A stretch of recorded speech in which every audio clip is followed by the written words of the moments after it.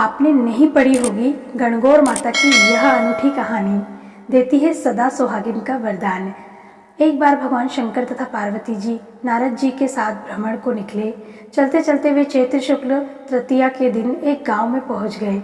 उनके आगमन का समाचार सुनकर गांव की श्रेष्ठ कुलीन स्त्रियां उनके स्वागत के लिए स्वादिष्ट भोजन बनाने लगीं। भोजन बनाते बनाते उन्हें काफ़ी विलंब हो गया, किंतु साधारण कुल की स्त्रियां श्रेष्ठ कुल की स्त्रियों से पहले ही थालियों में हल्दी तथा अक्षत लेकर पूजन हेतु पहुंच गई। पार्वती जी ने उनके पूजा भाव को स्वीकार करके सारा सुहाग रस उन पर छिड़क दिया। वे अटल सुहाग प्राप्ति का वरदान पाकर लौटी। तत्पश्चात उच्च कुल की स्त्रियां अनेक प्रकार के पकवान लेकर गौरी जी और शंकर जी की पूजा करने पहुंची। उन्हें देखकर भगवान शंकर ने पार्वती जी से कहा, तुमने सारा सुहाग रस तो साधारण कुल की स्त्रियों को ही दे दिया, अब इन्हें क्या दोगी? पार्वती जी ने उत्तर दिया, प्राणनाथ, आप उनकी चिंता मत कीजिए।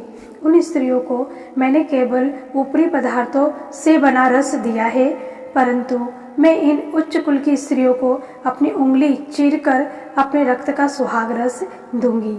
यह सुहाग रस जिसके भाग्य में पड़ेगा वह तन मन से मुझ जैसी सौभाग्यशाली हो जाएगी। जब स्त्रियों ने पूजन समाप्त कर दिया तब पार्वती जी ने अपनी उंगली चीरकर उन पर छिड़क दिया तथा जिस पर जैसा छींटा पड़ा उसने वैसा ही सुहाग पा लिया। तत्पश्चात भगवान शिव की आज्ञा से पार्वती जी ने नदी तट पर स्नान किया और बालू की शिव मूर्ति बनाकर पूजन करने लगी। पूजन के बाद बालू के पकवान बनाकर शिव जी को भोग लगाया। प्रदक्षिणा करके नदी तट की मिट्टी से माथे पर तिलक लगाकर 2 कण बालू का भोग लगाया। इतना सब करते करते पार्वती को काफ़ी समय लग गया। काफ़ी देर बाद जब वे लौट कर आईं तो महादेव जी ने उनसे देर से आने का कारण पूछा। उत्तर में पार्वती जी ने झूठ ही कह दिया कि वहाँ मेरे भाई भावज आदि मायके वाले मिल गए थे, उन्हीं से बातें करने में देर हो गई। परंतु महादेव तो महादेव ही थे, वे कुछ और ही लीला रचना चाहते थे। अतः उन्होंने पूछा, पार्वती, तुमने नदी के तट पर पूजन करके किस चीज़ का भोग लगाया था और स्वयं कौन सा प्रसाद खाया था? स्वामी, पार्वती जी ने पुनः झूठ बोल दिया। मेरी भावज ने मुझे दूध भात खिलाया, उसे खाकर मैं सीधी यहाँ चली आ रही हूँ। यह सुनकर शिव जी भी दूध भात खाने के लालच में नदी तट की ओर चल दिए। पार्वती जी दुविधा में पड़ गईं। तब उन्होंने मौन भाव से भगवान भोलेनाथ शंकर का ही ध्यान किया और प्रार्थना की, हे भगवान, यदि मैं आपकी अनन्य दासी हूँ तो आप इस समय मेरी लाज रखिए। यह प्रार्थना करती हुई पार्वती जी भगवान शिव के पीछे पीछे चलती रहीं। उन्हें दूर नदी के तट पर माया का महल दिखाई दिया।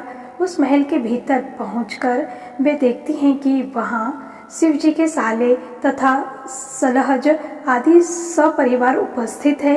उन्होंने गौरी तथा शंकर का भावभीना स्वागत किया। वे 2 दिनों तक वहाँ रहे। तीसरे दिन पार्वती जी ने शिव से चलने के लिए कहा, पर शिव जी तैयार नहीं हुए। वे अभी और रुकना चाहते थे। तब पार्वती जी रूठकर अकेली ही चल दी। ऐसी हालत में भगवान शिव जी को पार्वती के साथ चलना ही पड़ा। नारद जी भी साथ साथ चल दिए। चलते चलते वे बहुत दूर निकल आए। उस समय भगवान सूर्य अपने धाम पश्चिम को पधार रहे थे। अचानक भगवान शंकर पार्वती जी से बोले, मैं अपनी माला तुम्हारे मायके में ही भूल आया हूँ, ठीक है, मैं ले आती हूँ। पार्वती जी ने कहा और वे जाने को तत्पर हो गई। परंतु भगवान ने उन्हें जाने की आज्ञा न दी और इस कार्य के लिए ब्रह्मपुत्र नारद जी को भेज दिया। लेकिन वहाँ पहुँचने पर नारद जी को कोई महल नज़र नहीं आया। वहाँ तो दूर दूर तक जंगल ही जंगल था, जिसमें हिंसक पशु विचर कर रहे थे। नारद जी वहाँ भटकने लगे और सोचने लगे कि कहीं वे किसी गलत स्थान पर तो नहीं आ गए हैं। मगर सहसा ही बिजली चमकी और नारद जी को शिव जी की माला एक पेड़ पर टंगी हुई दिखाई दी। नारद जी ने माला उतार ली और शिव जी के पास पहुंचकर वहाँ का हाल बताया। शिवजी ने हंसकर कहा, नारद, यह सब पार्वती की ही लीला है। इस पर पार्वती बोली, मैं किस योग्य हूँ? तब नारद जी ने सिर झुकाकर कहा, माता, आप पतिव्रताओं में सर्वश्रेष्ठ हैं। आप सौभाग्यवती समाज में आदि शक्ति हैं। यह सब आपके पतिव्रत का ही प्रभाव है। संसार की स्त्रियां आपके नाम स्मरण मात्र से ही अटल सौभाग्य प्राप्त कर सकती हैं और समस्त सिद्धियों को ना तथा मिटा सकती हैं। तब आपके लिए यह कर्म कौन सी बड़ी बात है? नारद जी ने आगे कहा कि महामाये गोपनीय पूजन अधिक शक्तिशाली तथा सार्थक होता है। आपकी भावना तथा चमत्कार पूर्ण शक्ति को देखकर मुझे बहुत प्रसन्नता हुई है। मैं आशीर्वाद रूप में कहता हूँ कि जो स्त्रियाँ इसी तरह गुप्त रूप से पति का पूजन करके मंगल कामना करेंगी, उन्हें महादेव जी की कृपा से दीर्घायु वाले पति का साथ मिलेगा।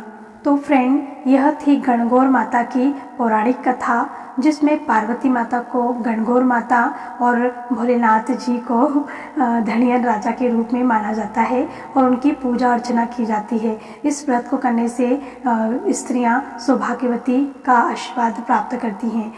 आपको यह पौराणिक कथा कैसी लगी, प्लीज़ मुझे कमेंट करके ज़रूर बताइएगा और मेरे चैनल को सब्सक्राइब कर लीजिए ऐसी अच्छी अच्छी कहानियाँ सुनने के लिए, और मेरे वीडियोस को लाइक और शेयर ज़रूर करिएगा।